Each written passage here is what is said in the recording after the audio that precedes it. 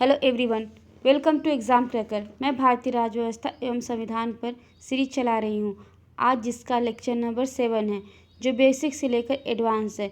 इसमें आपका polity A to Z complete हो जाएगा। ये आपके सारे एग्ज़ाम जैसे IAS, PCS, PCSJ, lower, ROAR, railway, police, SSC, TET, BEd, TGT, PGT, bank, NDA, CDS, PET सब में डायरेक्ट आएगा। आज का जो लेक्चर है उसका पॉइंट है संविधान की अनुसूचियाँ, शेड्यूल ऑफ द कॉन्स्टिट्यूशन। आज हम संविधान की जो अनुसूचियाँ हैं 12 उसको पढ़ेंगे। संविधान की अनुसूची जो 12वां अनुसूची है उसके बारे में हम आज डिटेल में पढ़ेंगे। जब संविधान के प्रारंभ में 8 ही अनुसूचियाँ थी, उसके बाद 4 अनुसूचियाँ बाद में जुड़ी हैं। तो जो 12वां अनुसूचियाँ पहले उसको हम लोग एक लगातार देखते, फिर पॉइंटर में हम देखेंगे। तो पहली अनुसूची, ये अपडेटेड नोट्स नहीं है, तो इसमें 29 राज्य लिखा हुआ है। ये 28 राज्य और 8 संघ क्षेत्रों का उल्लेख किया गया है पहली अनुसूची में।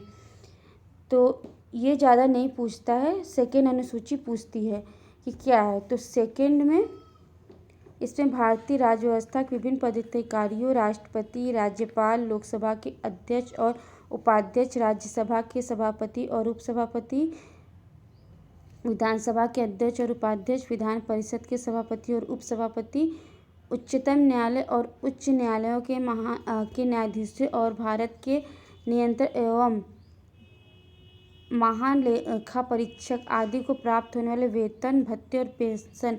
तो दूसरे में वेतन की बात की गई, एकदम डायरेक्ट, मतलब ऐसे पूछेगा तो आप टिक लगाने के लिए पैसा, वेतन की बात की गई है।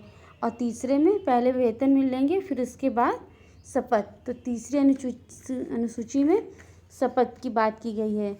जितने भी पदाधिकारी हैं, राष्ट्रपति, उपराष्ट्रपति, मंत्री, संसद सदस्य, उच्चतम न्यायालय और उच्च न्यायालय के न्यायाधीश आदि के पद ग्रहण के समय ली जाने वाली शपथ।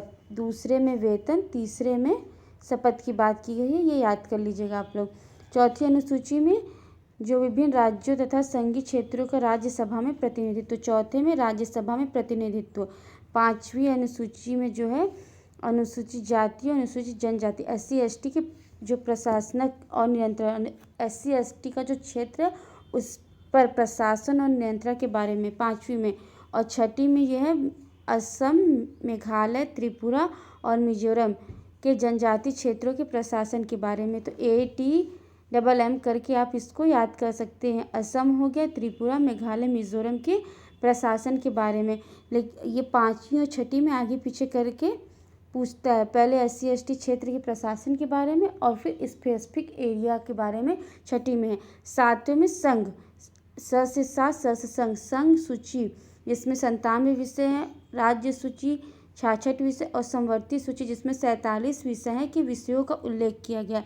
तो संघ सूची के विषयों का उल्लेख किसमें किया गया है? तो 7वीं में। 8वीं में भाषा है, जो हमारे 22 भाषाओं का उल्लेख किया गया संविधान में। तो पहला असमिया, बंगला, गुजराती, हिंदी। 5वीं भाषा है कन्नड़, कश्मीरी, कोंकणी, मलयालम, मणिपुरी, मराठी, नेपाली, उड़िया, पंजाबी, संस्कृत, सिंधी, तमिल, तेलुगु, उर्दू, बोडो, मैथिली, संथाली, डोगरी। मूल रूप से 8वीं अनुसूची में 14 भाषाएं थी। 1967 में 21वें संविधान संशोधन द्वारा सिंधी, कोंकणी, मणिपुरी, नेपाली को 8वीं भाषा के रूप में शामिल किया गया। 92वें संविधान संशोधन अधिनियम 2003 द्वारा 8वीं संविधान की 8वीं अनुसूची में बोडो, डोगरी, मैथिली और संथाली भाषा को शामिल किया गया। 9वीं अनुसूची जो है जिसको जोड़ा गया है, इसके अंतर्गत राज्य द्वारा संपत्ति की अधिग्रहण विधियों का उल्लेख किया गया। 10वीं में दल बदल, ये बार बार पूछा जाने वाला क्वेश्चन है कि दल बदल किससे संबंधित है। तो 10वीं अनुसूची में यह संविधान में 52वें संविधान संशोधन अधिनियम 1985 के द्वारा जोड़ा गया है। 11वीं अनुसूची के आधार पर पंचायती राज व्यवस्था को संवैधानिक दर्जा प्रदान किया गया है। यह अनुसूची संविधान में 73वें संविधान संशोधन अधिनियम 1993 के द्वारा जोड़ा गया। 12वीं अनुसूची इस अनुसूची के आधार पर शहरी क्षेत्र की स्थानीय स्वशासन संस्थाओं का उल्लेख कर उन्हें संवैधानिक दर्जा प्रदान किया गया है। यह अनुसूची संविधान में 74वें संविधान संशोधन अधिनियम 1993 द्वारा जोड़ा गया है। तो 10वीं में दल बदल, 9वीं उतना पूछता नहीं, इम्पोर्टेंट नहीं है। 8वीं में भाषा है आपका, पहला भी उतना इम्पोर्टेंट नहीं। दूसरे में पेंशन, पैसे की बात। फिर तीसरे में शपथ। चौथे में राज्यसभा में सीटों की बात है। 11 पूछता है, 11 में पंचायत वाला है और 12वें में शहरी पंचायत वाला। ये जो 7वीं अनुसूची थी जिसमें संघ सूची में 92 विषय, 62 राज्य सूची, समवर्ती सूची, ये उसका पूरा लिस्ट दिया गया है। ये आप पढ़ लीजिएगा, इसको पूरा मैंने लिस्ट प्रोवाइड कर दिया है। नेक्स्ट अब पॉइंट में आते हैं। भारतीय संविधान में 22 भाषाओं को राजभाषा का दर्जा प्रदान किया गया है। इन राजभाषाओं का उल्लेख किस अनुसूची में, तो यह आपको पढ़ा दिए 8वीं अनुसूची में।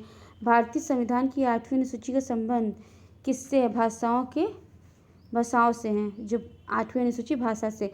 भारतीय संविधान में कितनी अनुसूची हैं, तो 12 अनुसूचियाँ हैं। दल बदल 10, दल से दल बदल 10 से 10 करके आप याद कर लीजिए। दल बदल के आधार पर निर्वाचित सदस्यों की अयोग्यता संबंधी विवरण संविधान की किस अनुसूची में दिया है, तो अनुसूची 10 में। नेक्स्ट पॉइंट है संविधान की 6वीं अनुसूची। 6वीं अनुसूची जो ATM करके हम आपको याद कराए थे, तो वो वाला है। किस राज्य में लागू नहीं होगा, तो त्रिपुरा, वो चारों राज्यों में लागू नहीं होगा।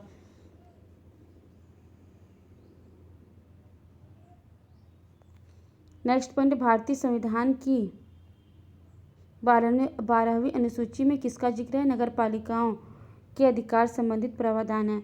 नेक्स्ट, भारतीय संविधान की अनुसूचियों में कौन सी एक राज्य के नामों की सूची या उसके राज्य क्षेत्रों का ब्यौरा है। जो 28 राज्य और 8 केंद्र शासित प्रदेश है उसका ब्यौरा पहली अनुसूची में है।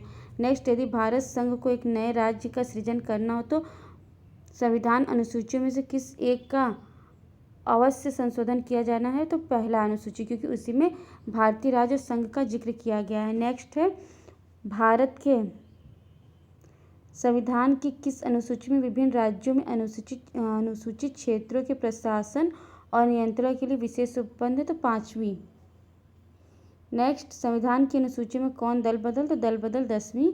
मूल संविधान में कितनी अनुसूचियाँ थी, ये आपको मैं शुरू में बता दी कि पहले 8 ही अनुसूचियाँ थी। किस संशोधन अधिनियम द्वारा भारतीय संविधान में 9वीं, तो पहला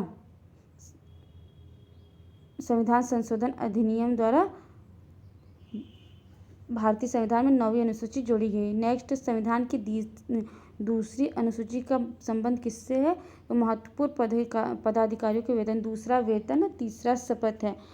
नेक्स्ट, भारतीय संघ में शामिल राज्यों और संघ शासित क्षेत्रों का उल्लेख भारतीय संविधान की किस अनुसूची में है, तो ये प्रथम अनुसूची में है। नेक्स्ट, संविधान की किस अनुसूची में प्रत्येक राज्यों तथा संघ राज्य क्षेत्रों के लिए राज्यसभा में स्थान, तो ये चौथी अनुसूची में राज्यसभा में स्थान है, चौथी।